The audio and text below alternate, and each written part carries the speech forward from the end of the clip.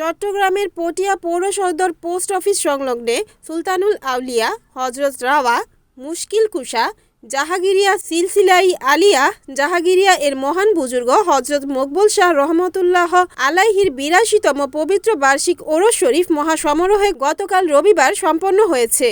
ওরস শরীফে দিনব্যাপী নানান কর্মসূচির মধ্যে ছিল খতমে কুরআন, খতমে গাউসিয়া, জিকির, খাজা গান ও কাওয়ালি গান, শেমা মাহফিল ও রাতে মিলাদ মাহফিল শেষে আখেরি মোনাজাতের মাধ্যমে ভক্তদের মাঝে তবারুক বিতরণ করা হয়।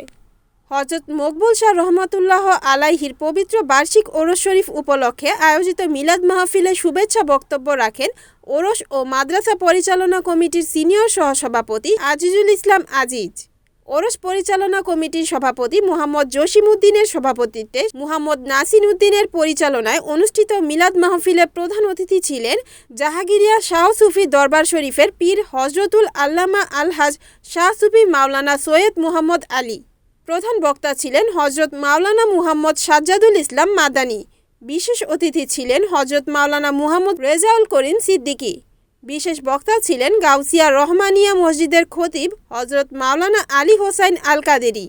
এ সময় উপস্থিত ছিলেন উপদেষ্টা আলহাজ মুহাম্মদ আবু ইউসুফ, মুহাম্মদ আবু সৈয়দ, সহসভাপতি আসহাব উদ্দিন, আমির হোসেন সওদাগর, ইব্রাহিম খলিল, নাসির উদ্দিন টিপু, ফোরকান উদ্দিন বাবু, মুহাম্মদ হাসান, আলমগীর বাবু, মামুনুর রশিদ মামুন, তৌহিদুল ইসলাম, হাবিবুর রহমান সহ কমিটির ১৫১ জন সদস্য সহ এলাকার গণ্যমান্য ব্যক্তিবর্গ, বিভিন্ন সামাজিক রাজনৈতিক সংগঠনের নেতৃবৃন্দ উপস্থিত ছিলেন।